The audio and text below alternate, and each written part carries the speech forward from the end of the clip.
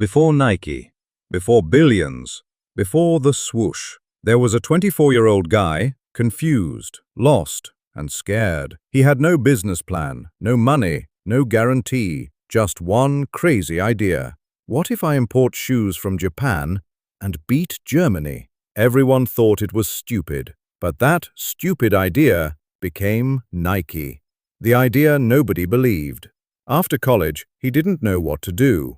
No clear career, no passion, just pressure from society. So he did something different. He traveled the world, and in Japan, he saw something. Japanese shoes were cheap, but high quality. And suddenly, an idea hit him. What if I bring these to America? No experience, no connections, just belief. He called his company Blue Ribbon Sports.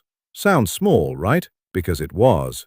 Starting from nothing. He didn't open a store. He didn't build a company. He sold shoes from the trunk of his car. Imagine that. A future billionaire standing in parking lots, convincing athletes to try his shoes. No branding, no marketing, just hustle. And slowly, a few people started buying.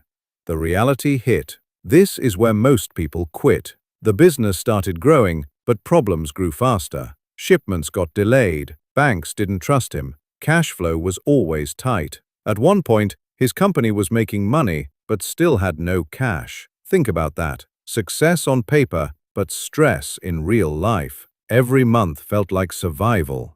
Always one step away from failure.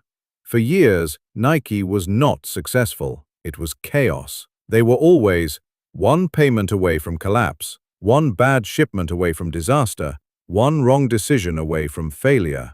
Even his own bank tried to shut him down. Imagine that. The same bank that gave him money now wanted him gone. The team that changed everything. But here's the difference. He didn't build a company, he built a team. Not perfect people, but crazy believers. People who didn't care about salary, they cared about the mission. They experimented, they argued, they took risks, they acted like owners. This team became the foundation of Nike. The product that made them different. At first, they were just selling imported shoes, nothing special. But then, they decided to create their own. Not just shoes, better shoes, lighter, faster, designed for athletes. One of the biggest breakthroughs? A waffle iron. Yes, a waffle iron. They used it to design a new sole. Different grip, better performance. That moment changed everything. Birth of Nike.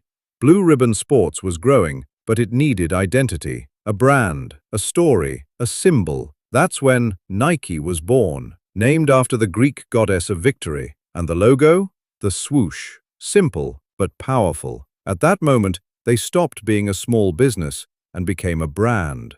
Growth, but still chaos. Even after Nike was created, it wasn't easy. Growth came, but so did pressure. More orders, more risk, more competition. They had to fight giants, Adidas, Puma, companies with money, power, reputation. Nike had none of that, just speed and hunger.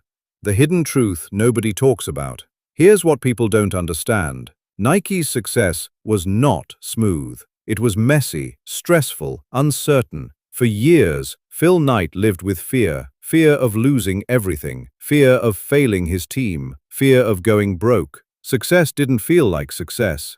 It felt like survival. The lesson most people miss. People think success starts when you win. No, success starts when you don't quit. Phil Knight didn't have a perfect plan, a clear path, or even confidence. But he had one thing. He kept going. When it made no sense, when it was painful, when everyone doubted him. Nike was not built on genius. It was built on obsession, risk, and refusing to stop. So next time you feel lost, remember this. Even Nike started with confusion.